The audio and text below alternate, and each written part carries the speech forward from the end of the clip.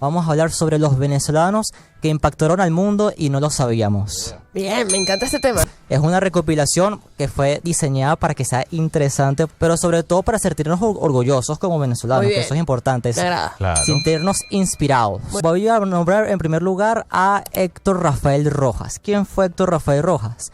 Él fue el primer astrofísico venezolano. Él nació en Maracaibo, en Venezuela, evidentemente, y él desde muy pequeño se había interesado por las estrellas, por la luna. Sin embargo, decidió profesionalizarse sus estudios yendo a París a estudiar en la Universidad de la Sorbona. Y ahí fue donde se empezó a profesionalizar, a adquirir estudios y conocimientos sobre la física y la matemática. De hecho, él se graduó de summa cum laude, empezó a hacer muchos doctorados. Poco a poco, durante estas décadas y estos años, empezó a agarrar bastante éxito. Llegó a saber 5 idiomas. Inglés, Políglota. alemán, francés, italiano y japonés. Wow. También fue parte de la comunidad científica de la OTAN. Él incluso ya había sido como parte de postulado para ir a la luna, ¿no?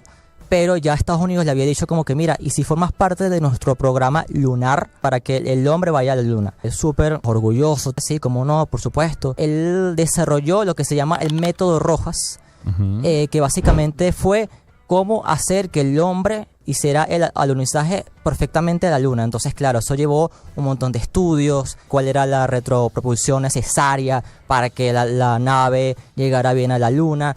Y él se hizo el experto en esto. Es que además la complejidad de eso, desconociendo completamente cuáles son las propiedades, hay factores que uno puede controlar en el planeta, o que puedes medir, el viento, la temperatura, y aún así hacen complejo un vuelo. Hay muchas cosas. Imagínate hacerlo en un sitio donde no conoces exactamente cuáles son las variables que pueden existir y planificar cuál es el movimiento de la luna del espacio de por sí. O sea, es una cosa impresionantemente compleja. Y aparte, imagínate, ser de los primeros en que se te va ocurriendo o tratar de saber cómo el hombre puede llegar a la luna y saber cuáles son los peligros, que aparte era un tema nuevo para el momento. Claro. Él viene a Venezuela en el año 1969, llega en enero más o menos, y él dice los primeros datos que ningún otro país lo había dicho o lo había comunicado.